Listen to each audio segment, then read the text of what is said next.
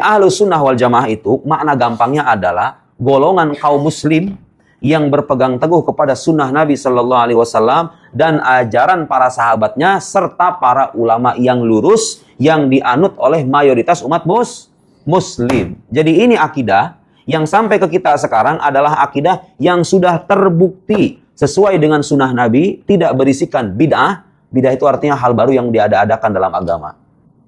Ya, tidak berisikan bid'ah, maksudnya tidak berisikan pemikiran yang menyimpang, terbukti sesuai dengan sunnah Nabi, terbukti sesuai dengan ajaran salafus saleh, para sahabat Nabi dan orang-orang yang mengikutinya dari kalangan ulama muslim. Tokoh-tokohnya siapa aja Ahlus Sunnah wal Jamaah itu? Banyak sekali. Saya akan menyebutkan dua tokoh penting, karena sekarang ajaran akidah Ahlus Sunnah wal Jamaah ini sering dinisbatkan kepada dua tokoh itu. Pertama, tokoh yang paling terkemuka dalam mazhab Ahlus Sunnah wal Jamaah itu adalah Imam Abul Hasan Al-Asy'ari. Siapa namanya? Rahimahullah. Imam Abul Hasan Al-Asy'ari itu hidup pada abad keempat, ketiga dan keempat. Beliau hidup di antara dua abad itu ya.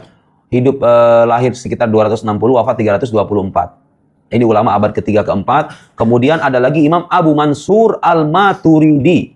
Imam Abu Mansur Al-Maturidi. Kalau kita ngaku Ahlus Sunnah, kita harus cinta sunnah. Kita berusaha untuk menghidupkan apa? Sunnah Rasul Shallallahu Alaihi Wasallam. Baru disebut Ahlus Sunnah. Jangan ngaku Ahlus Sunnah kalau masih benci sama sunnah Rasul Shallallahu Alaihi Wasallam. Jangan ngaku Ahlus Sunnah kalau ternyata perbuatan kita masih sangat jauh daripada sunnah Rasul Shallallahu Alaihi Wasallam. Emang Ahlus Sunnah itu cuma ngaku-ngaku doang? Kalau ngaku-ngaku semua orang bisa, Pak? Ya enggak? Iya, semua orang bisa. Ya Ahlus Sunnah wal Jamaah. Apa itu al-jamaah? Al-jamaah dalam bahasa Arab dari kata jamaah, ya jama'u artinya mengumpulkan. Secara bahasa jamaah itu artinya perkumpulan. Ini secara bahasa ya. Adapun secara istilah ditafsirkan oleh Rasulullah dalam hadis yang diriwayatkan oleh Imam Abu Daud dalam sunannya. Demikian pula Al-Hakim dalam Mustadraknya. Ketika Rasulullah mengabarkan umat Islam berpecah belah menjadi berapa golongan, Pak? 73 golongan. Rasulullah mengabarkan yang selamat berapa, Pak? 1. Siapa mereka ya Rasulullah? Kata Rasulullah, humul jamaah. Mereka itu al-jamaah. Siapa mereka al-jamaah? Kata Rasulullah, ma ana alaihi wa ashabi. Yaitu yang aku dan para sahabatku di atasnya. Maka berarti Pak, Ahlus Sunnah wal Jamaah itu siapa? Disebut Ahlus Sunnah wal Jamaah mereka yang berpegang kepada sunnah Rasul dan berpegang kepada pemahaman para sahabat Rasulullah Sallallahu Alaihi Wasallam. Seluruh ulama madhab dari imam yang 4 sepakat dasar ini, baik madhab Maliki, Hanafi, Syafi'i, Hambali, semua sepakat merujuk pemahaman para sahabat Rasulullah Sallallahu Alaihi Wasallam. Nah, jadi inilah Pak yang disebut dengan Ahlus Sunnah wal Jamaah. Jadi Pak, kalau Bapak ada orang ngaku saya aswaja, apa itu aswaja? Ahlus Sunnah wal Jamaah. Maaf, ini bukan sebatas pengakuan ya. Siapapun yang mengaku aswaja Ahlus Sunnah wal Jamaah harus dilihat gimana nih akidahnya dia, ibadahnya, akhlaknya, muamalahnya. Apakah sesuai dengan sunnah Rasul Sallallahu Alaihi Wasallam? Apakah sesuai dengan pemahaman para sahabat Rasulullah Sallallahu Alaihi Wasallam?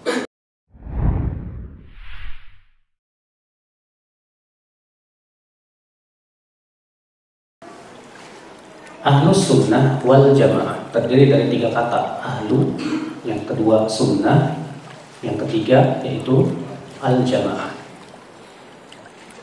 Ahlus Sunnah. Kenapa mereka disebut dengan Ahlus Sunnah?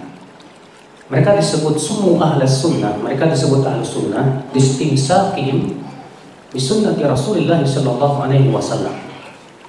Karena mereka senantiasa berpegang kepada sunnah Rasulullah Sallallahu Alaihi Wasallam. Apa itu sunnah? Sunnah secara bahasa dari kata sanna yasunnu sunnatan. Artinya tariqah, tata cara. Secara bahasa begitu. Fulan sanna sunnatan ay bada'a sunnatan wa tariqatan. Seseorang dikatakan sanna sunnatan artinya dia memulai sebuah tata cara. Makanya Nabi SAW bersabda, "Man sanna fil Islami sunnatan hasanatan falahu ajruha wa ajru man amila biha min ghairi an yunqasa min ujurihim syai'a."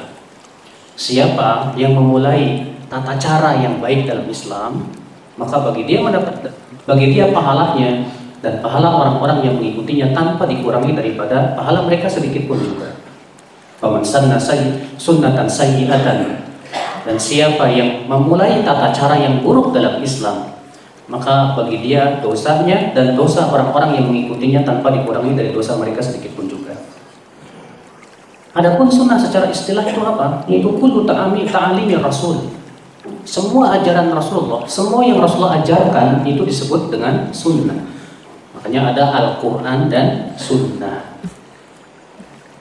Ahlus sunnah siapa? Itu yang berpegang kepada apa? Sunnah. Apa itu? Yang diajarkan oleh Rasulullah SAW kepada kita. Di mana sunnah adalah merupakan dasar Islam. Sunnah adalah merupakan sumber Islam. Al-Quran dan sunnah. Dan sunnah fungsinya apa? Menjelaskan Al-Quran. Allah berfirman, "Wa anzalna ilaika dzikra litubayyana lin-nasi ma nuzila ilaihim." Dan kami turunkan kepada engkau hai Muhammad adzikr, itu Al-Quran. Untuk apa? Litubayyana lin-nas, agar kamu menjelaskan kepada manusia ma nuzila ilaihim, apa yang diturunkan kepada mereka tersebut. Berarti fungsi Rasulullah sebagai apa? Penjelas Al-Quran. Berarti sunnah Rasul itu yang menjelaskan Al-Quran. Kayaknya enakan begini ya. Oh gitu. Jadi sunnah adalah yang menjelaskan Al-Quran. Makanya dari itu kalau ada orang yang berkata, kita nggak butuh sunnah, cukup Al-Quran. Bagaimana kita akan memahami Al-Quran, Pak? Apa ada di dalam Al-Quran sholat subuh 2 rakaat? Apa ada di dalam Al-Quran sholat itu dimulai dari takbiratul ihram sampai salam? Ada? Tidak ada. Apa ada dalam Al-Quran nisab zakat? Tidak ada. Iya enggak? Iya. Maka orang yang menolak sunnah berarti dia sudah menolak Al-Quran. Bahkan ia sudah menolak Islam secara keseluruhan. Maka mereka disebut ahlus sunnah. Kenapa? Karena mereka berpegang kepada sunnah Rasul. Sunnah Rasul bagi mereka segala-galanya. Al-Quran dan sunnah bagi mereka number one. Di atas ucapan siapapun, di atas ucapan manusia. Karena firman Allah dan sabda Rasulullah itu adalah wahyu. Sedangkan wahyu lebih tinggi daripada pendapat manusia. Allah berfirman, "Ya ayyuhalladzina amanu la tuqaddimu baina yadayillahi wa rasulih." Hai orang-orang yang beriman, jangan mendahului Allah dan Rasulnya. Dalam surat Al-Hujurat ayat 1. Di sini Allah melarang kita untuk mendahului Allah dan Rasulnya. Apa maksudnya mendahului?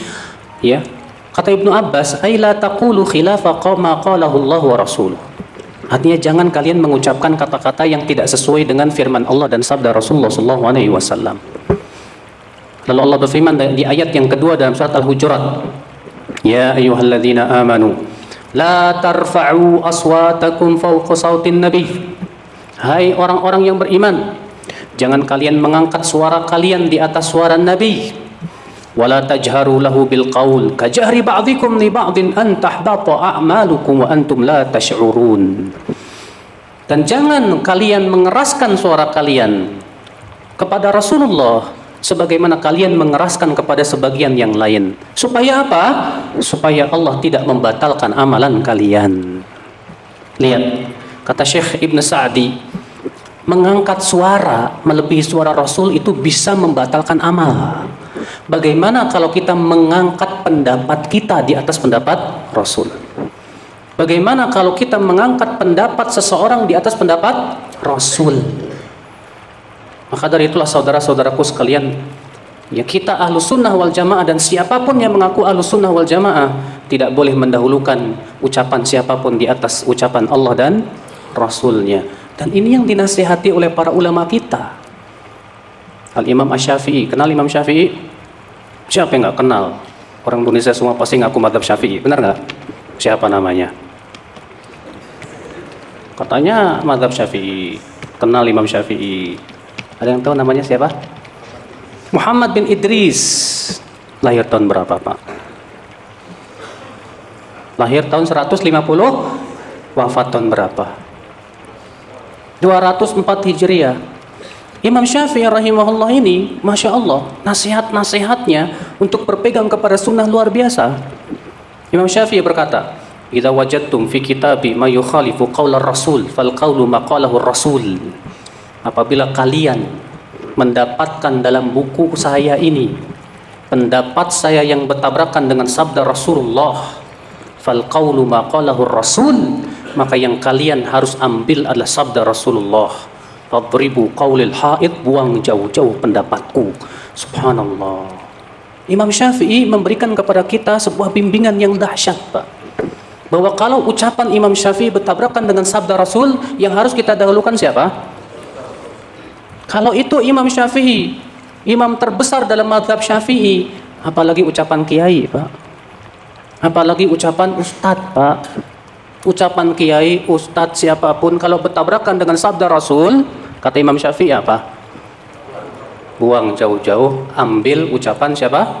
Rasul sallallahu alaihi wasallam. Wah, berarti kita nggak butuh ulama. Kata siapa? Kita butuh ulama, Pak. Karena ulama yang paling tahu tentang Al-Quran tapi ulama bukan dijadikan alat untuk menolak Al-Quran dan hadis. Ulama itu wasilah untuk memahami Al-Quran dan hadis, bukan tujuan. Sementara banyak diantara kita, Pak, menjadikan ulama itu sebagai tujuan. Seakan-akan ucapan ulama nggak mungkin salah. Ini kata ulama fulan. Ya, iya, taib. Ulama fulan berkata A, ulama fulan berkata B. Sama-sama ulama loh. Ya nggak, Pak? Imam Syafi'i berguru kepada siapa? Imam Malik bin Anas. Imam Malik ulama mazhab apa? Maliki. Ya kan? Imam mazhab Maliki ya Imam Malik bin Anas. Beliau murid daripada Imam Malik. Tapi Imam Syafi'i tidak mengikatkan diri kepada mazhab gurunya. Beliau mengikatkan tidak? Imam Syafi'i pernah berkata, jangan keluar dari mazhab Maliki ya. Nggak pernah, Pak.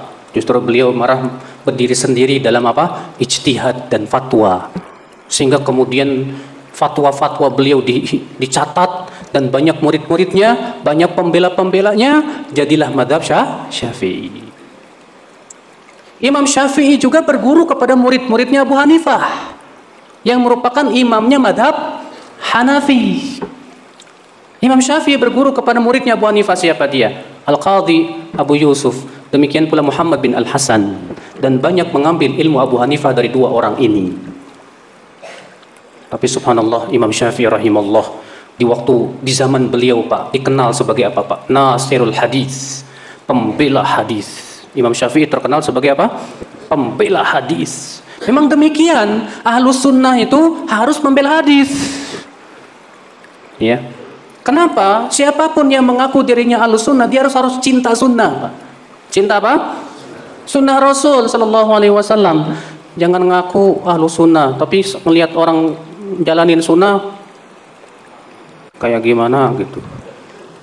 Melihat orang berjenggot, teroris. Padahal Rasulullah berjenggot nggak, Pak? Berjenggot, Pak. Rasulullah menganjurkan umatnya berjenggot nggak? Menganjurkan, Pak. Tapi kenapa kita ngelihat yang berjenggot kayak apa gitu? Anak buah Imam Samudra, anak buah. Aduh. Ya, katanya saya Ahlus Sunnah. Ahlus Sunnah harus cinta sunnah dong. Kalaupun Bapak tidak berjenggot, setidaknya Bapak tidak membenci orang yang berjenggot. Ya.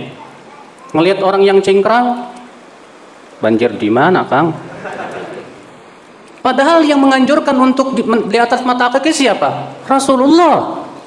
Rasulullah yang mengatakan, ma asfala minal ka'bain minal izar fa finnar. Apa-apa yang melebihi mata kaki dari kain maka tempatnya di neraka, kata Rasulullah SAW. Utsman bin Affan ketika keluar rumah, sarungnya di pertengahan betis. Lalu Utsman berkata, beginilah dulu Rasulullah berpakaian. Sementara kita ngelihat yang cingkrang, melotot. Iya, aneh ini, ajaran mana ini? Jangan-jangan Wahabi. Iya. Saudaraku, itu ajaran Rasul, bukan ajaran Wahabi. Ngelihat perempuan bercadar, ya, kenapa Pak? Karena di masyarakat kita yang namanya cadar itu kan nggak apa sih, nggak masyhur lah, hampir nggak ada gitu ya. Pas ngelihat yang bercadar, ninja. Ya. Padahal cadar itu adalah dianjurkan oleh Rasul. Bahkan pendiri Nahdlatul Ulama NU, Kiai Haji Hashim Asy'ari, beliau termasuk yang mewajibkan cadar. Iya Pak. Maka dari itulah saudara-saudaraku sekalian, ikhwatul Islam, kalau kita ngaku Ahlussunnah, kita harus cinta sunnah. Kita berusaha untuk menghidupkan apa? Sunnah Rasul Shallallahu Alaihi Wasallam. Baru disebut Ahlussunnah. Jangan ngaku Ahlussunnah kalau masih benci sama sunnah Rasul Shallallahu Alaihi Wasallam. Jangan ngaku Ahlussunnah kalau ternyata perbuatan kita masih sangat jauh daripada sunnah Rasul Shallallahu Alaihi Wasallam. Emang Ahlussunnah itu cuma ngaku-ngaku doang? Kalau ngaku-ngaku semua orang bisa Pak? Iya enggak? Iya, semua orang bisa. Ya Ahlussunnah wal Jamaah. Apa itu al-jamaah? Al-jamaah dalam bahasa Arab dari kata jamaah, ya jema'u, artinya mengumpulkan. Secara bahasa, jamaah itu artinya perkumpulan. Ini secara bahasa ya. Adapun secara istilah, ditafsirkan oleh Rasulullah dalam hadis yang diriwayatkan oleh Imam Abu Daud dalam sunannya. Demikian pula Al-Hakim dalam Mustadraknya. Ketika Rasulullah mengabarkan umat Islam berpecah belah menjadi berapa golongan Pak? 73 golongan. Rasulullah mengabarkan yang selamat berapa Pak? 1. Siapa mereka ya Rasulullah? Kata Rasulullah, humul jamaah. Mereka itu al-jamaah. Siapa mereka al-jamaah? Kata Rasulullah, ma ana alaihi wa ashabi. Yaitu yang aku dan para sahabatku di atasnya. Itulah al-jamaah. Jadi al-jamaah ditafsirkan oleh Rasulullah apa? Yang aku dan para sahabatku di atasnya. Berarti kita, siapapun yang mengaku dirinya al-jamaah, ahlus sunnah wal jamaah, berarti dia harus mengikuti para sahabat. Ya tidak? Iya. Kenapa para sahabat Pak? Karena para sahabat generasi yang terbaik. Bapak yakin itu? Wajib diyakini Pak. Satu-satunya generasi yang dipuji oleh Allah dalam Al-Quran, siapa? Para sahabat. Rasulullah Allah Ta'ala berfirman dalam surat At-Taubah ayat 100. والسابقون الأولون من المهاجرين والأنصار والذين تبعوهم بإحسان رضي الله عنهم ورضوا عنه. Dan orang-orang yang pertama kali masuk Islam dari kalangan muhajirin dan ansar, dan orang-orang yang mengikuti mereka. Mereka di sini siapa? Muhajirin dan ansar. Dan orang-orang yang mengikuti mereka, Allah ridho kepada mereka. Allah ridho kepada muhajirin dan ansar, dan Allah ridho kepada orang yang mengikuti muhajirin dan ansar. Masya Allah. Makanya Imam Syafi'i Pak, termasuk ulama yang paling keras dalam masalah apa? Berpegang kepada pemahaman sahabat. Rabi' bin Sulaiman, murid Imam Syafi'i, meriwayatkan Imam Syafi'i berkata begini, memuji para sahabat. Waqad asnallahu tabaraka wa ta'ala ashab Muhammadin sallallahu alaihi wasallam fi kitabihi wa ala lisani rasulih sallallahu alaihi wasallam. Allah telah memuji para sahabat dalam Al-Quran dan melalui lisan Rasulullah sallallahu alaihi wasallam. Lalu Imam Syafi'i berkata apa? Wa hum fauqana fi kulli ilmin wa aqlin wa dinin wa ijtihadin wastimbatin wastidrak. Mereka para sahabat di atas kita. Kita di sini maksudnya Imam Syafi'i, bukan kita ini Pak ya. Imam Syafi'i berkata, mereka para sahabat di atas kita. Kalau di Imam Syafi'i ngomong gitu, apalagi kita yang ilmunya nggak sekukunya Imam Syafi'i Pak. Mereka para sahabat, kata Imam Syafi'i, di atas kita dalam setiap ilmu, akal, pemahaman, agama, ijtihad, istimbat dan istidrak. Wa ara'uhum lana Ahmad, dan pendapat mereka lebih terpuji untuk kita, kata Imam Syafi'i. Wa aula lana min ara'ina li anfusina, dan lebih layak untuk kita ikuti daripada pendapat kita sendiri. Sampai Imam Syafi'i begitu Pak. Bahkan dalam kitab beliau yang berjudul Ar-Risalah, demikian pula kitab Imam Syafi'i yang berjudul Jima'ul Ilm, beliau memberikan sebuah kaidah Apabila seorang sahabat berpendapat dan ternyata tidak ada sahabat lain yang menyelisih sahabat ini, fahuwa indana hujjah, kata beliau, maka menurut kami, kata Imam Syafi'i, itu hujjah, dalil. Sampai demikian Imam Syafi'i rahimahullah. Maka dari itulah muridnya Imam Syafi'i yang bernama Imam Ahmad mengikuti jejak kaki Imam Syafi'i. Imam Ahmad berkata dalam kitab beliau Aslus Sunnah, min usulis sunnati indana at-tamasuk bima kana alaihi ashabu Rasulillah sallallahu alaihi wasallam. Di antara pokok sunnah di sisi kami, berpegang kepada apa yang dipegang oleh para sahabat Rasulullah sallallahu alaihi wasallam. Imam Syafi'i pun juga mengambil dari gurunya Imam Malik, di mana Imam Malik pun juga menyuruh untuk kembali kepada pemahaman para sahabat, karena mereka yang menyaksikan wahyu turun. Al-Quran, Pak, dan hadis bahasanya mereka sehari-hari. Mereka melihat Rasulullah mempraktekkan langsung Al-Quran dan hadis. Mereka mendengar langsung penafsiran Rasulullah SAW. Tentu mereka lebih tahu dong dari kita, ya nggak? Tentu para sahabat lebih paham tentang agama dari kita, Pak. Maka pemahaman siapapun yang tidak mengikuti pemahaman para sahabat menyimpang. Siapapun yang tidak sesuai dengan apa yang dipahami oleh para sahabat tersesat jalan. Maka berarti, Pak, Ahlus Sunnah wal Jamaah itu siapa? Disebut Ahlus Sunnah wal Jamaah mereka yang berpegang kepada sunnah Rasul dan berpegang kepada pemahaman para sahabat Rasulullah sallallahu alaihi wasallam. Seluruh ulama madhab dari imam yang 4 sepakat dasar ini, baik madhab Maliki, Hanafi, Syafi'i, Hambali, semua sepakat merujuk pemahaman para sahabat Rasulullah sallallahu alaihi wasallam. Nah, jadi inilah, Pak, yang disebut dengan Ahlus Sunnah wal Jamaah. Jadi, Pak, kalau Bapak ada orang ngaku saya aswaja, apa itu aswaja? Ahlus Sunnah wal Jamaah. Maaf, ini bukan sebatas pengakuan ya. Siapapun yang mengaku aswaja Ahlus Sunnah wal Jamaah harus dilihat gimana nih akidahnya dia, ibadahnya, akhlaknya, muamalahnya. Apakah sesuai dengan sunnah Rasul sallallahu alaihi wasallam? Apakah sesuai dengan pemahaman para sahabat Rasulullah sallallahu alaihi wasallam? Nah, Bapak sekalian, setelah kita mengenal siapa Ahlus Sunnah wal Jamaah, kita ingin membahas kapan sih munculnya penamaan Ahlus Sunnah. Pak, di zaman Rasul belum ada penamaan itu, Pak. Zaman Rasul adanya Muslim, Islam. Allah berfirman, huwa sammakumul muslimin. Dia Allah yang telah menamai kalian kaum muslimin. Kenapa? Karena di zaman Rasul belum muncul perpecahan. Perbedaan akidah belum ada. Semuanya rujuk kepada Rasul.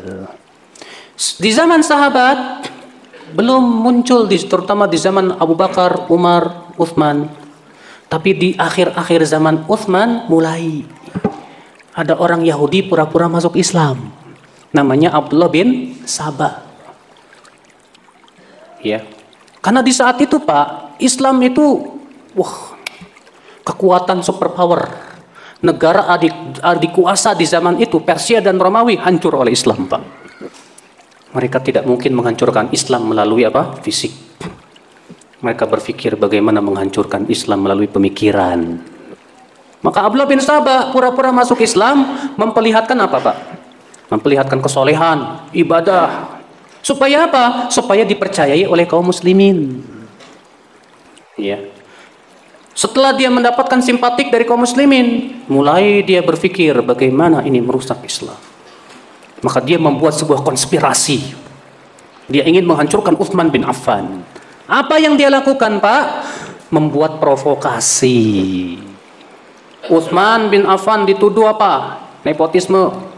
Utsman bin Affan dituduh apa? Menzolimi ummahatul mukminin. Berbagai macam tuduhan-tuduhan yang lain, Pak, terhadap Utsman bin Affan itu, Pak. Iya. Dan Abdullah bin Sabah memilih tempat yang cocok di mana? Di Kufah dan Basrah. Karena ini dua tempat yang baru dikuasai Islam dan penduduknya masuk Islamnya juga baru. Biasanya kalau baru masuk Islam imannya juga masih apa? Setengah-setengah, Pak. Dipilih tempat itu, disebarkan fitnah, bergejolaklah di situ. Marahlah mereka kepada Utsman bin Affan. Datang, Pak, ngedemo Utsman, minta Utsman turun jabatan. Tapi Utsman menjelaskan bahwa itu bohong. Pergilah mereka, tapi di tengah jalan ada surat yang didustakan atas Ummul Mukminin Aisyah. Ya, dengan stempel Aisyah, pinternya mereka menjiplak itu, Pak. Isinya apa surat itu, Pak? Bunuh Utsman. Kemudian balik lagi ke kota Madinah, mengepung rumah Utsman selama 20 hari dan berhasil membunuh Utsman. Berhasil konspirasi Yahudi ini. Tidak berhenti sampai situ. Si Abdullah bin Sabah ini, Pak, menebarkan pemikiran apa? Katanya yang berhak menjadi khalifah setelah Rasulullah itu sebetulnya Ali bin Abi Thalib. Abu Bakar dan Umar itu sudah menzolimi Ali bin Abi Thalib. Bahkan tidak sampai situ, Pak. Mereka, Abdullah bin Sabah sampai mengatakan apa? Itu Jibril salah alamat. Harusnya ke Ali, bukan kepada Nabi Muhammad. Bukan sampai situ saja, Pak. Si Abdullah bin Sabah ini mengklaim bahwa Ali itu sebetulnya Tuhan. Maka kelompok Sabaiyah ini mempertuhankan Ali, Pak. Maka di zaman Ali bin Abi Thalib, Ali menangkapi kelompok Sabaiyah ini. Bapak silakan, kisahnya disebutkan oleh Ibnu Katsir dalam kitab beliau Al-Bidayah wan Nihayah. Al-Imam An-Nasa'i dalam sunannya juga menyebutkan sebagian kisahnya, di mana Ali bin Abi Thalib menangkapi kelompok Sabaiyah itu, Pak. Setelah ditangkap, Ali bertanya kepada mereka, "Masya'nukum, kenapa kalian itu?" Apa kata mereka? "Kami meyakini, hai Ali, engkau itu Tuhan, pencipta langit dan bumi, pengatur alam semesta." Wah, Ali marah dan berkata, "Kalau kalian tidak bertaubat, aku akan bakar kalian." Apa kata mereka? "Kami semakin beriman engkau Tuhan, karena tidak ada yang mengadab dengan api kecuali Tuhan." Akhirnya dibakar hidup-hidup oleh Ali bin Abi Thalib, kelompok Sabaiyah ini, Pak. Muncul ini, Pak, ya, kelompok yang mempertuhankan. Muncul lagi kemelut perang antara pasukan Muawiyah dan Ali. Bukan Muawiyah ingin memberontak, nggak ada Muawiyah itu keinginan memberontak, Pak. Karena Muawiyah itu hanya ingin mengirim pasukan untuk apa? Membalas dendam terhadap para pembunuh Utsman bin Affan. Itu tujuannya Muawiyah, bukan mau memerangi Ali. Salah. Ketika Ali mendengar Muawiyah mengirimkan pasukan, Ali jaga-jaga juga. Dikirim lagi pasukan, tapi provokasi, ya, provokator kembali. Akhirnya apa yang terjadi? Terjadilah perang. Dan subhanallah, Pak, perang antara Ali dan Muawiyah ini disebut oleh para ulama perang terindah di dunia. Gimana nggak terindah? Pas lagi perang, sholat berhenti dulu, sholat berjamaah ya rendengan,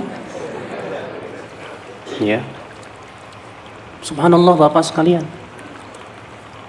Mulailah, Pak, kelompok-kelompok yang ingin merusak Islam itu apa, Pak? Muncul.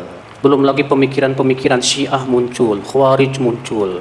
Ketika perang antara Ali dan Muawiyah, kemudian terjadi perdamaian antara Ali dan Muawiyah, memisahkan dirilah sekitar 12.000 orang di Haruro namanya. Mereka disebut dengan kelompok Haruriyah, disebut Khawarij. Mengkafirkan Ali, mengkafirkan siapa? Muawiyah. Dan mengkafirkan pengikut-pengikutnya, tuh orang-orang Khawarij itu, Pak. Ya, hanya karena apa? Gara-garanya begini. Ali mengirim Abu Musa al-Ash'ari sebagai apa? Utusan dalam perdamaian. Muawiyah mengirim Amr bin al-As sebagai utusan. Nah, ini orang Khawarij ini berkata apa? Oh, kok Ali menyerahkan hukum kepada manusia? Kok Muawiyah menyerahkan hukum kepada manusia? Bukankah Allah berfirman, "Inil hukmu illa lillah." Hukum hanya milik Allah. Berarti Ali tidak berhukum dan hukum Allah. Sementara Allah mengatakan, "Wa man lam yahkum bima anzalallahu fa ulaika humul kafirun." Siapa yang tidak berhukum dan hukum Allah maka dia kafir. Oh, berarti Ali kafir. Muawiyah kafir. Yang tidak mau mengkafirkan orang kafir, kafir. Orang kafir halal darahnya. Wah, mereka berkumpullah, Pak, di Haruro, Pak. Tadinya mereka belum bikin apa? Keonaran. Sama Ali bin Abi Thalib dibiarkan. Karena belum bikin apa?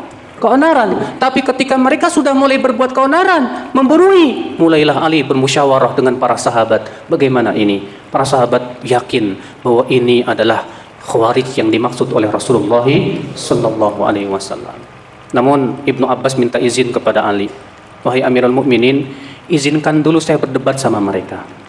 Saya mau datangi mereka, ya." Kata Ali apa? "Jangan, nanti kamu dibunuh sama mereka." Tenang, Ali. Ibnu Abbas datang, Pak, ke Haruro dengan memakai pakaian yang bagus, Lalu Ibnu Abbas berkata, Assalamualaikum. Tapi sama mereka nggak dijawab salamnya, Pak. Karena mereka menganggap Ibnu Abbas kafir. Apa kata mereka? Marhaban ibni ammi Rasulillah. Selamat datang anak paman Rasulullah. Maji tabi. Ada apa kamu datang kemari? Apa kata Ibnu Abbas, Pak? Ji'tukum min indi ashabi Rasulillah wa alaihim unzilal Quran wa hum a'lamun nasi bih. Aku datang dari sisi para sahabat Rasulullah. Kepada mereka Al-Quran turun dan mereka yang paling tahu tentang ayat Al-Quran. Dan aku tidak melihat di antara kalian yang pernah menjadi sahabat Rasulullah SAW. Masya Allah, Ibnu Abbas jawabannya udah bikin mereka diem loh, Pak. Apa kata Ibnu Abbas? Sebetulnya apa sih alasan kalian seperti ini? Kata mereka 3 perkara. Apa itu? Sebutkan, kata Ibnu Abbas. Yang pertama, Ali memerangi Aisyah, tapi tidak menawan, tidak ada tawanan. Yang kedua, waktu perdamaian Ali dan Muawiyah, Ali tidak mau menyebut dirinya Amirul Mukminin. Kalau bukan Amirul Mukminin, berarti Amirul Kafirin. Yang ketiga, Ali menyerahkan hukum kepada Abu Musa. Itu kan namanya menyerahkan hukum kepada manusia. Berarti Ali tidak berhukum dengan hukum Allah. Apa kata Ibnu Abbas? Bagaimana kalau aku bisa menjawab alasan kalian satu persatu? Kalian mau rujuk tidak? Yang satu berkata, udah jangan jidal sama orang Quraisy. Karena Allah mengatakan tentang orang Quraisy itu suka berdebat. Yang satu berkata, enggak, kita debat sudah. Baik, coba silakan kamu jawab. Adapun perkataan kalian bahwasannya Ali menyerahkan hukum kepada manusia. Aku akan bacakan suatu ayat di mana Allah menyerahkan hukum kepada manusia dalam urusan kebaikan suami dan istri. Allah berfirman, "Fa in khiftum shiqaqa bainihima fab'athu hakaman min ahlihi wa hakaman min ahliha yurida islahan yuwaffiqillahu bainahuma." Apabila kalian berkhawatir suami istri ini cerai, maka utuslah satu hakim dari kalangan wanita dan satu hakim dari kalangan laki-laki. Saya mau bertanya kepada kalian, mewakilkan, menyerahkan kepada hakim dalam masalah suami istri atau masalah darah, mana yang lebih berhak? Diam mereka, Pak, nggak bisa jawab.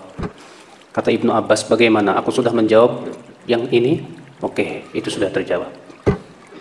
Yang kedua, Ali bin Abi Thalib tidak menamai dirinya Amirul Mukminin. Saya akan ceritakan bagaimana di perang Hudaybiyah dulu. Waktu itu Rasulullah SAW mengadakan perjanjian dengan kaum Quraisy. Ketika Rasulullah mengatakan tulis dari Muhammad Rasulullah. Tapi ternyata orang Quraisy tidak mau dan berkata, kalau kami meyakini engkau Rasulullah, kami pasti beriman. Tapi tulis Muhammad bin Abdullah. Maka Rasulullah menghilangkan Rasulullah. Apakah berarti Rasulullah tidak jadi Rasul gara-gara itu? Bagaimana? Aku sudah bisa jawab? Oke, sudah bisa jawab. Adapun yang ketiga, kalau kalian berkata bahwa Ummul Mukminin boleh ditawan dalam perang, berarti kalian sudah kafir. Diam mereka. Bagaimana? Sudah terjawab semua? Sudah. Akhirnya 6.000 orang taubat, 6.000 rekui, lagi apa? Ngeyel. Diperangi oleh Ali bin Abi Thalib. Muncullah pemikiran-pemikiran yang menyimpang, Pak. Muncul Qadariyah yang menolak apa? Takdir. Katanya takdir nggak ada. Baca sama Bapak kisahnya di Sahih Muslim nomor 1. Kalau Bapak punya Sahih Muslim di rumah, disebutkan oleh Imam Muslim dengan sanadnya kepada Yahya bin Ya'mar. Yahya bin Ya'mar berkata, "Kana awwalu man takallama fil qadar bi Basrah Ma'bad al-Juhani." Adalah yang pertama kali berbicara tentang takdir di kota Basrah namanya Ma'bad al-Juhani. Bapak tahu siapa Ma'bad al-Juhani? Dia itu berguru kepada orang Nasrani namanya Susan. Dari Susanlah dia mengambil keyakinan Qadariyah. Ya. Apa kata Yahya bin Ya'mar? Adalah yang pertama kali berbicara tentang masalah takdir di kota Basrah namanya Ma'bad al-Juhani. Maka aku pun bersama Humaid bin Abdurrahman al-Himyari pergi ke Mekah untuk haji atau umroh. Ingin bertanya kepada para sahabat tentang keyakinan seperti ini. Maka kemudian kami bertemu dengan Abdullah bin Umar yang hendak masuk masjid. Lalu kemudian aku berkata, kata Yahya bin Ya'mar, "Hai Aba Abdurrahman, innahu qad dhahara qibalana qaumun yataqaffaruna al-'ilm wa yaz'umuna al-qadar wa anna al-amra unf wahai Aba Abdurrahman, telah muncul di negeri kami suatu kaum yang mencari ilmu-ilmu yang aneh. Mereka mengatakan katanya takdir tidak ada. Katanya segala sesuatu belum ditakdirkan oleh Allah. Maka Ibnu Umar berkata apa Pak? Demi zat yang Ibnu Umar berada di tangannya, Allah tidak akan menerima iman mereka sampai beriman kepada apa? Takdir. Jadi Pak muncul. Maka disitulah Pak mulai kemudian dipisah antara ahlus sunnah dan ahlul bid'ah. Imam Muslim meriwayatkan dalam muqaddimah sahihnya, silakan Bapak rujuk dalam muqaddimah sahih Muslim. Imam Muslim menyebutkan dengan sanadnya kepada Muhammad bin Sirin, seorang tabi'in. Tabi'in itu siapa? Murid-murid para sahabat. Apa kata Muhammad bin Sirin? Lam yakunu yas'aluna 'anil isnad. Mereka belum dahulu di awal-awal tidak pernah nanya tentang sanad. Tahu sanad, Pak? Sanad itu kalau Bapak dengar Imam Bukhari begini, haddatsana fulan an fulan an fulan, dari fulan Rasulullah SAW bersabda, itu sanad namanya, Pak. Dahulu kami tidak pernah bertanya tentang sanad. Falamma waqa'atil fitnah, tapi ketika muncul fitnah, kami mulai berkata sammulana rijalakum, sebutkan nama perawi hadis kamu. Fayunzur fa in kana min ahli sunnati fayuqbalu haditsu, maka dilihat diperiksa, kalau dia ahlu sunnah diterima hadisnya, kalau bukan ahlu sunnah tidak diterima hadisnya. Mulailah muncul penamaan ahlus untuk membedakan dengan pemikiran-pemikiran yang disitulah mulai Pak penamaan ahlu sunnah wal jamaah. Dan penamaan ini sampai hari ini alhamdulillah, dan penamaan ini jadi rebutan semua kelompok. Kenapa? Karena semua kelompok ngaku ahlus sunnah. Tapi kan tak semua ngaku ahlus sunnah disebut ahlus sunnah, Pak. Saudara-saudaraku sekalian. Lalu apa sih keistimewaan ahlus sunnah wal jamaah itu, Pak? Keistimewaan yang pertama, bahwa ahlus sunnah wal jamaah sepakat semua. Sumber Islam itu Al-Quran, hadis, ijma. Ini yang paling utama dulu. Al-Quran, hadis, apalagi? Ijma. Al-Quran jelas ya. Hadis yang kayak gimana nih? Semua hadis dipakai? Enggak lah. Yang dimaksud itu hadis yang sahih atau hasan di bawahnya. Bapak sekalian, saya sebetulnya pengen cerita gimana sih bisa terjadi ada hadis sahih, ada hadis yang tidak sahih. Mudah-mudahan waktunya cukup nih Pak nih. Iya. Saya alhamdulillah kuliah hadis di Madinah. Saya di Madinah ambil kuliah hadis ya. S1, saya mengambil S1 khusus hadis. Jadi semua ilmu-ilmu hadis sudah alhamdulillah saya pelajari. Maka saya ingin secara global aja, gimana sih sejarah ada hadis sahih, ada hadis dhaif jiddan, palsu. Gimana sih sejarahnya? Begini Pak. Di zaman Rasul belum ada orang yang berdusta atas nama Rasul. Para sahabat juga hafalannya hebat-hebat Pak, nggak kayak kita error mulu. Benar. Dan para sahabat itu Pak paling berhati-hati menyampaikan hadis, takut banget salah. Sampai-sampai Anas bin Malik kalau bawain hadis itu keluar keringat dingin saking ketakutannya Pak. Di zaman tabi'in ya, setelah sahabat mulai itu Pak keinginan-keinginan untuk berdusta atas nama Rasul sudah ada. Terutama muncul seorang nabi palsu yang bernama Mukhtar Ats-Tsaqafi. Dia yang pertama kali berusaha bagaimana berdusta atas nama Rasul tapi gagal. Di zaman tabi'ut tabi'in mulai Pak zindik masuk. Tahu zindik?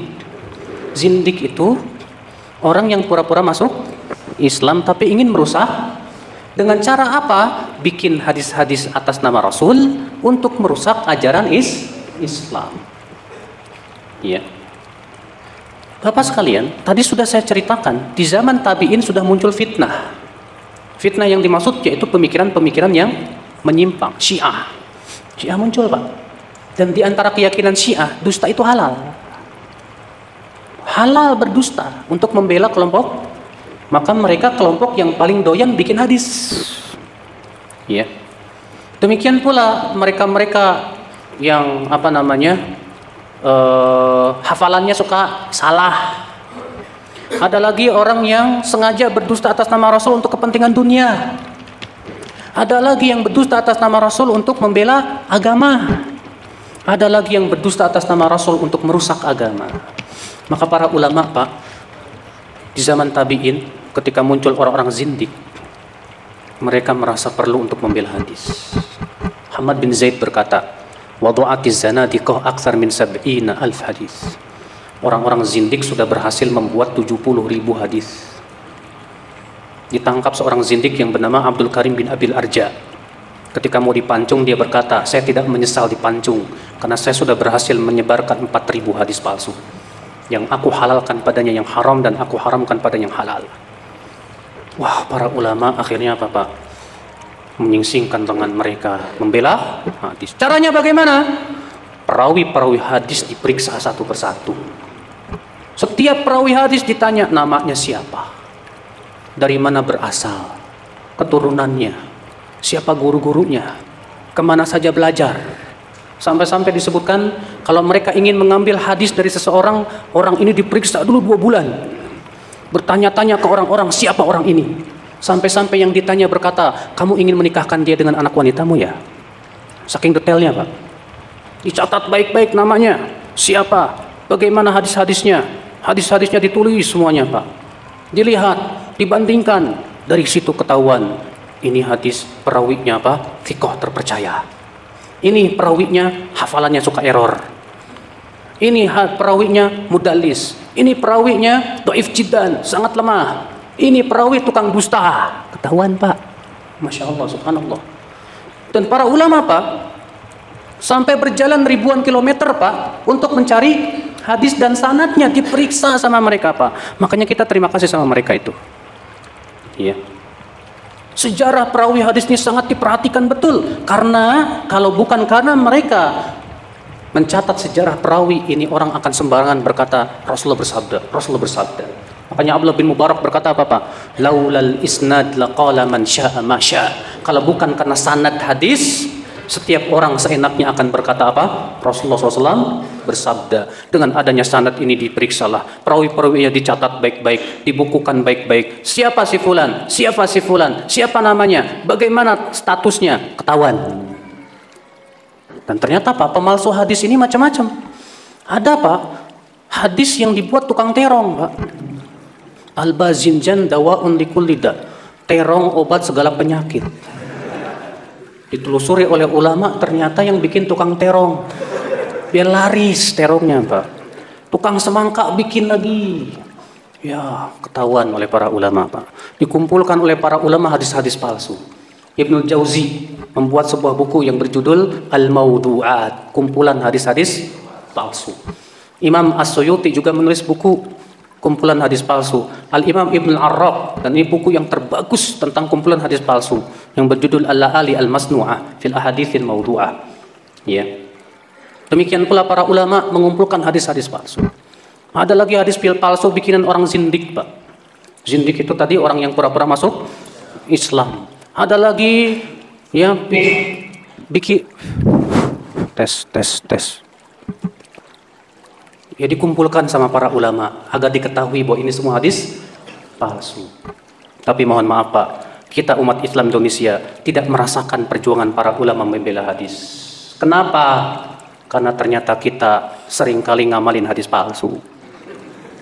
Enggak sadar kalau kita sudah mengamalkan hadis. Disampaikan hadisnya palsu Pak, hadis palsu juga hadis. Ya Allah.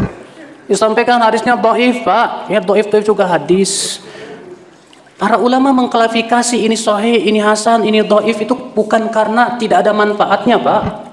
Kenapa sih disebut hadis dhaif coba Pak? Hadis dhaif itu kalau sanadnya ada 2 sebab kedhaifan. Yang pertama karena sanadnya terputus. Terputus, ada rantai perawi yang hilang, siapa dia tidak diketahui. Paham tidak Pak? Sebab yang kedua, perawinya cacat. Dan Bapak tahu tidak Pak, cacat hadis yang paling ringan dari seorang perawi kapan disebutnya? Disebut dia sayyi'ul hifdz, buruk hafalan. Kapan disebut buruk hafalan? Kata Al-Hafidz Ibnu Hajar Al-Asqalani, sayyi'ul hifdz huwa ma lam yatarajjah janibu shawabihi ala janibi khata'ihi. Disebut buruk hafalan kalau sisi benarnya tidak bisa mengalahkan sisi salahnya. Berarti benar dan salahnya sama-sama berarti kalau sama-sama seimbang menghasilkan keraguan tidak? Menghasilkan keraguan. Sedangkan Rasulullah bersabda apa? Da'ma yaribuk, tinggalkan yang meragukan. Semua yang sifatnya meragukan ditinggalkan. Makanya terjadi perselisihan ulama. Bolehkah mengamalkan hadis doif dalam fadilah amal? Sebagian ulama mengatakan boleh, nggak apa-apa. Banyak ulama hadis seperti Imam Bukhari, Imam Muslim mengatakan nggak boleh. Kenapa? Karena hadis doif itu hanya menghasilkan keraguan. Sedangkan Rasulullah mengatakan tinggalkan yang. Bagaimana kita mengamalkan sesuatu yang meragukan? Nggak bisa. Maka mereka menolak hadis doif untuk dijadikan hujah dalam masalah agama ini. Dan itu pendapat yang saya kuatkan, bahwa hadis doif nggak boleh dipakai. Cuma masalahnya kan kita masih pakai hadis doif, Pak. Sadar tidak sadar, banyak di antara kita masih pakai hadis doif, hadis palsu bahkan. Saya berikan contoh. Bapak kalau makan doanya apa? Allahumma barik lana fima razaqtana wa qina adzabannar. Itu hadis doif banget, Pak. Doifnya bukan ringan, berat itu, Pak. Iya. Justru yang Rasulullah ajarkan apa? Cukup baca hadisnya sahih dalam riwayat Muslim. Bismillah. Dalam riwayat Tirmidzi Rasulullah juga mengajarkan Allahumma barik lana fihi wa at'imna khairam minhu. Begitu dalam riwayat Tirmidzi. Dan Tirmidzi menghasankannya. Ya. Coba Bapak dan Ibu-ibu sekalian, mungkin Bapak tidak percaya, ya kalau Bapak tidak percaya silahkan rujuk langsung kitab-kitab para ulama dan periksa hadis-hadisnya, perawi-perawinya. Memang betul hadisnya dhaif banget. Saudara-saudaraku sekalian. Belum lagi yang lain saya kasih contohkan. Nanti pada terkejut lagi. Jangan-jangan nih Ustadz Wahabi nih katanya. Nggak apa-apalah Ustadz Wahabi. Ya. Yang jelas Bapak sekalian, Ahlus Sunnah itu harus memilah mana yang sahih, mana yang dhaif. Itu justru keistimewaan Ahlussunnah, Pak. Bapak tahu tidak? Ilmu hadis itu tidak dimiliki oleh agama manapun. Ya tidak? Tidak ada dalam Yahudi, Nasrani dan yang lainnya, nggak ada ilmu hadis, nggak ada. Ilmu hadis hanya dimiliki oleh umat Islam. Maka dari itulah kita harusnya Masya Allah, Alhamdulillah, senang dong, bangga dong. Kita punya ilmu hadis. Jangan disia-siakan. Para ulama hadis sudah menghabiskan waktu mereka membela hadis Rasulullah SAW. Sekarang pun kita harus membela hadis, Pak. Soalnya banyak banget hadis palsu berseliweran itu, Pak. Bener. Di media sosial jangan tanya itu, Pak. Mau bulan Ramadan muncul hadis. Apa katanya? Malaikat Rasulullah naik mimbar lalu berkata amin, amin, amin. Ditanya sama malaikat, para sahabat, apa yang kau aminkan, hai Muhammad? Kata Rasulullah, tapi Jibril berkata kepada aku, hai Muhammad, abaikan puasa orang yang belum minta maaf sama tetangganya, sama orang tuanya, sama mertuanya. Itu hadis buatan Indonesia asli. Yang benar lafadznya begini, Rasul naik mimbar mengucapkan amin, amin, amin. Lalu kemudian Rasul ditanya oleh para sahabat, apa yang kau aminkan ya Rasulullah? Kata Rasulullah apa? Jibril tadi datang berkata kepadaku, ya Muhammad, rogima anfum ri'in, qul amin, ucapkan amin hai Muhammad. Semoga dihinakan orang yang masuk bulan Ramadan, lalu keluar dari bulan Ramadan dalam keadaan belum diampuni dosanya. Katakan amin. Kata Rasulullah apa? Amin. Kemudian mereka Jibril berkata lagi, semoga dihinakan orang yang mendapatkan kedua orang tuanya tapi tidak memasukkannya ke surga. Katakan amin. Amin. Yang ketiga Rasulullah Jibril berkata lagi, semoga dihinakan orang yang disebutkan namamu di sisinya tapi tidak bersalawat kepadamu. Ayo, bersalawat nggak tadi? Salawat. Kata Rasulullah apa? Amin. Tuh, ya. Sallallahu alaihi wasallam. Itu yang sahih, yang ada dalam Musnad Imam Ahmad dan yang lainnya. Tapi sama ini orang pemalsu, depannya doang Pak diambil, matanya bikin sendiri. Masya Allah. Makanya Bapak sekalian, ya, kita harus kritis. Sebelum mengamalkan hadis, tanya dulu, periksa dulu, ini sahih apa enggak? Kalau enggak sahih jangan diamalkan. Kalau sahih, alhamdulillah. Ustaz, kami tahu dari mana hadis ini sahih apa dhaif? Kami kan nggak pernah kuliah hadis. Ya udah, kewajiban Bapak tanya kepada ahlinya. Tanya sama ustadz yang memang paham tentang ilmu hadis. Ustadz, ini hadis sahih apa dhaif? Kata ustadz, sahih. Ya udah, kalau salah yang nanggung dosanya ustadznya. Iya Pak, nggak enaknya jadi ustadz jadi kiai begitu. Kalau dia ngomong salah diikuti orang, yang nanggung dosa orang-orang itu dia itu. Dia yang paling tanggung jawab di hadapan Allah nanti. Ya, saudara-saudaraku sekalian, ikhwatul Islam. Jadi ini Pak, keistimewaan Ahlussunnah wal Jamaah, mereka dasarnya Al-Quran, hadis, dan yang sahih dan ijma. Apa itu ijma? Kesepakatan seluruh ulama, bukan ulama Indonesia doang, bukan ulama mazhab Syafi'i doang, bukan, seluruh ulama. Syaratnya harus seluruh. Kalau ada satu ulama saja yang tidak setuju, tidak disebut ijma. Ijma memang dalil, ya, karena Allah memerintahkan kita untuk mengikuti ijma kaum muslimin. Imam Syafi'i berdalil dengan surat An-Nisa ayat 115. Allah berfirman, "Wa may yushaqiqir rasul min ba'di ma tabayyana lahul huda wa yattabi' ghayra sabilil mu'minin nuwallihi ma tawalla wa nuslihi jahannam wa sa'at masira." Siapa yang menyelisihi rasul setelah jelas kepada dia apa? Petunjuk, keterangan, dan mengikuti selain jalan kaum mukminin. Apa kata Imam Syafi'i? Maksudnya mengikuti selain ijma mereka. Apakah yang terjadi? Nuwallihi ma tawalla wa nuslihi jahannam wa sa'at masira. Kami akan biarkan ia leluasa dalam apa? Kesesatannya tersebut, dan kami akan bakar dengan neraka jahanam. Ternyata orang yang menyelisihi ijma, diancam oleh Allah dengan api neraka. Ya. Saudara-saudaraku sekalian, makanya kalau ulama sudah berijma, sudah wajib kita ikut. Tapi ijma, kalau misalnya gini Pak, ulama dulu sudah ijma, kemudian sebagian di zaman sekarang ada yang menyelisihi, maka yang menyelisihi ini sudah menyelisihi ijma. Kalau di zaman dahulu sudah terjadi ijma, gak boleh lagi diselisihi, karena mereka tidak mungkin bersepakat di atas kesesatan. Rasulullah sendiri yang bersabda, "Lan tajtami'a ummati ala dhalalah." Umatku tidak akan bersepakat di atas kesesatan. Tuh Pak. Makanya Masya Allah Bapak sekalian. Jadi Ahlussunnah wal Jamaah Pak menganggap sumber Islam itu apa? Al-Quran, hadis yang sahih, ijma. Ditambah dalam masalah fikih apa? Qiyas. Apa itu? Tapi Pak, Imam Syafi'i memberikan kepada kita sebuah bimbingan yang luar biasa juga masalah qiyas Pak. Apa kata Imam Syafi'i? Innama yusaru inda darurah. Boleh pakai qiyas ketika darurat saja. Maksudnya apa? Iya, maksudnya qiyas itu boleh dipakai kalau sudah tidak menemukan dalil lagi. Kalau sudah tidak ada nas dalam Al-Quran dan hadis, baru kita qiyaskan. Imam Ahmad memberikan permisalan qiyas itu seperti bangke. Kalau sudah tidak ada makanan yang halal, sudah nggak ada makanan, adanya bangke, baru pakai bangke. Demikian pula qiyas. Jangan dulu pakai qiyas selama masih ada dalil. Maka qiyas yang bertabrakan dengan dalil itu qiyas yang salah. Qiyas yang apa? Yang salah. Qiyas itu kalau bahasa Indonesianya ya analogi gitu Pak. Ya. Cuman kalau analogi itu lebih masuknya dalam qiyas syabah namanya, karena qiyas bermacam-macam dalam ilmu usul fikih itu Pak. Ya mungkin Bapak di antara Bapak ada yang pernah belajar ilmu usul fikih. Ya. Saudara-saudaraku sekalian. Makanya salah kalau ada orang belum apa-apa udah pakai qiyas. Belum nyari dalil udah pakai qiyas. Salah besar. Ya. Bapak dan Ibu-ibu sekalian, makanya ulama aja Pak bisa jadi salah qiyasnya ya, dan disalahkan oleh ulama lain gara-gara mereka tidak sampai kepadanya dalil, dan ternyata qiyasnya bertabrakan dengan dalil. Contoh, Imam Abu Hanifah mengatakan apa? Wanita yang sudah dewasa boleh menikahkan dirinya tanpa wali dan 2 saksi, nggak apa-apa. Dikiaskan kepada akad jual beli. Jadi akad nikah dikiaskan dengan akad jual beli. Kalau perempuan jual beli kan nggak perlu ada saksi, nggak apa-apa, nggak perlu ada wali, nggak apa-apa.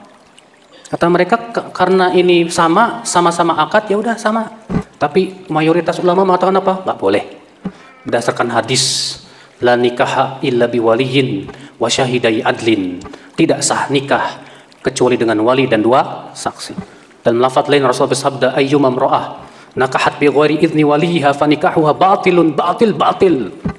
Wanita mana saja yang menikah dengan tanpa izin walinya, maka nikahnya batil. Maka pendapat Abu Hanifah, maaf, nggak bisa kita pakai. Kenapa Pak? Karena bertabrakan dengan dalil. Jadi kalau bertabrakan dengan dalil, qiyas, minggir dulu. Pendapat ulama kalau bertabrakan dengan dalil, mohon maaf, bukan kita tidak menghormati dia, tapi kita lebih mengagungkan Allah dan Rasul. Kita butuh ulama, butuh Pak. Siapa yang tidak butuh ulama? Tapi kita tidak pernah mengkultuskan ulama. Tidak pernah mengatakan bahwa ulama suci dari kesalahan. Kita meyakini yang suci dari kesalahan hanyalah Rasulullah sallallahu alaihi wasallam. Nah, inilah Bapak sekalian. Ya. Madhab Hanafi ulama, Syafi'i ulama, Hambali ulama, Hanafi ulama. Cuma masalahnya Pak, di Indonesia muncul pendapat yang mengatakan begini, gak boleh banyak-banyak madhab. Udah kalau kamu Syafi'i, Syafi'i aja, Hambali, Hambali aja, Maliki, Maliki aja, gak boleh banyak-banyak. Ada nggak yang kayak gitu Pak? Banyak tuh Pak di negeri kita. Sekarang saya mau tanya, adakah ulama madhab yang mengatakan begitu? Pernahkah Imam Syafi'i berkata, kamu jangan keluar dari madhab saya ya? Bahkan ketika Imam Syafi'i hidup ada dua madhab, madhab Maliki dan madhab Hanafi. Kenapa Imam Syafi'i tidak memegang salah satu madhab saja, tapi malah mendirikan madhab tersendiri? Ya. Ketika Imam Ahmad bin Hambal hidup, dan Imam Ahmad itu muridnya Imam Syafi'i yang paling mantap Pak. Sampai Imam Syafi'i memuji Imam Ahmad bin Hambal, ya Ahmad, anta a'lam minni bil hadis, hai Ahmad, engkau lebih tahu dan lebih alim dariku tentang hadis, hai Ahmad. Tolong kalau ada hadis yang sahih, hai Ahmad, kabarkan aku supaya aku bisa berpendapat dengannya. Itu Imam Ahmad bin Hambal Pak. Dan Imam Ahmad memang terkenal sekali, hafalan hadisnya luar biasa. Beliau hafal 1 juta hadis. Imam Ahmad bin Hanbal itu muridnya Imam Syafi'i rahimahullah. Tapi ternyata Imam Ahmad tidak mengikatkan diri dengan madhab gurunya. Beliau malah berdiri sendiri dari madhab apa? Hambali. Saudara-saudaraku sekalian, maka dari itu tidak ada satupun ulama madhab yang mewajibkan harus ikut satu madhab. Nggak ada. Bapak tahu Imam Nawawi? Bukan Imam Nawawi Al-Bantani Pak. Ya. Imam Nawawi yang merupakan rujukan madhab Syafi'iyah, yang menulis kitab Al-Muhadzab, Syarhul Muhadzab. Ya. Beliau ini termasuk rujukan ulama madhab Syafi'iyah setelahnya, Imam Nawawi. Ternyata Bapak kalau baca kitab beliau Syarhul Muhadzab, beliau juga sering menyalahi madhabnya sendiri. Sebuah contoh, Imam Nawawi dalam masalah makan daging onta menyelisihi madhab Syafi'i. Beliau lebih memegang pendapat jumhur. Karena madhab Syafi'i mengatakan bahwa daging onta ya tidak membatalkan, sementara jumhur mengatakan membatalkan. Maka diselisih oleh Imam Nawawi. Al-Khattabi, ulama madhab Syafi'iyah terkenal di zamannya Pak. Beliau menyelisih madhabnya sendiri dalam 119 permasalahan karena memandang dalil lain yang lebih kuat. Jadi tidak ada ulama yang mengatakan kamu nggak boleh keluar dari madhab Syafi'i atau madhab Hambali. Nggak boleh. Nggak ada. Bahkan kalau kita lihat di masyarakat kita sehari-hari Pak. Bapak banyak nggak kalau habis sholat imamnya zikirnya kenceng-kenceng? Hah? Kalau habis sholat imamnya zikirnya kenceng-kenceng. Itu memang madhab apa? Syafi'i apa Hambali? Hambali, bukan Syafi'i. Imam Syafi'i dan madhab Syafi'i mengatakan yang sunnah zikir setelah sholat itu disirkan kecuali dalam rangka taklim. Kalau untuk taklim boleh, tapi tidak boleh terus menerus. Itu madhab Syafi'i. Tapi di Indonesia terus menerus tidak. Itu madhab apa? Hambali. Berarti tidak konsisten dong kalau ada orang berkata begitu. Banyak kok permasalahan yang ternyata itu bukan madhab Syafi'i, tapi itu madhab yang lainnya dikira itu madhab Syafi'i, bahkan bukan. Saudaraku sekalian, ikhwatul Islam, azani Allah wa iyyakum. Maka dari itulah saudaraku ya, mereka semua imam, ulama kita Pak. Kewajiban kita melihat mana yang paling kuat dalilnya, itu yang kita pegang. Kita tidak pernah fanatik madhab, tidak pula mengkultuskan ulama, tidak. Fanatik kita hanya kepada Allah dan Rasulnya. Itu yang harus dilakukan Pak. Hari itulah Bapak sekalian, ya, kadang kita begitu fanatik dengan yang ada di masyarakat. Pokoknya yang sudah ada di masyarakat seakan-akan sebuah kebenaran yang tidak boleh diselisihi. Jangan begitu kita dalam beragama Bapak. Yang ada di masyarakat ini harus ditimbang dengan timbangan syariah, ya kan? Ya dong. Semua adat istiadat kita kalau tidak sesuai dengan syariah boleh diterima nggak? Kalau ada istiadat kita bertabrakan dengan syariah boleh terima nggak Pak? Nggak boleh diterima Pak, nggak boleh. Tetap yang menjadi ukuran kita syariat. Kita kan umat Islam. Berarti kita wajib dong komitmen dengan keislaman kita, dengan syariat Islam. Kalau kita mengaku diri kita umat Islam, maka semua adat istiadat perilaku kita di masyarakat kalau ternyata tidak sesuai dengan syariat, kita tidak bisa terima. Bapak sekalian, cuma masalahnya Pak, untuk menerima syariat begitu dari Allah dan Rasulnya berat terkadang Pak. Kalau ternyata syariat itu tidak sesuai dengan kepentingan dunia kita. Berat banget. Ya, kalau ternyata syariat itu nggak sesuai dengan selera kita, berat banget, Pak. Ya nggak, Pak? Makanya kalau menjalankan syariat itu, Pak, harus sami'na. Bapak siap nggak sami'na wa ata'na? Benar. Ya. Sami'na wa ata'na itu adalah ketundukan yang total kepada Allah dan Rasulnya. Artinya siap diatur oleh Allah. Lebih senang mana? Diatur hawa nafsu apa diatur sama Allah? Benar. Kan harus jujur, Pak. Ya, harus jujur. Karena masalahnya di zaman sekarang, ya Allah, banyak banget fitnah-fitnah, godaan-godaan tuh yang nggak sesuai dengan syariat, ya Pak ya. Ya cari nafkah, cari rezeki, ternyata haram. Aduh, gimana ini? Ya kalau nggak kuat-kuat banget sami'na wa ata'na kita, kolab Pak iman kita ini, Pak. Benar. Makanya saudara-saudaraku sekalian, ikhwatul Islam, azani Allah wa iyyakum. Jadi Ahlussunnah wal Jamaah dasarnya Al-Qur'an, hadis, ijma. Ditambah apa? Dan Ahlussunnah wal Jamaah itu orang-orang yang betul-betul sami'na wa ata'na kepada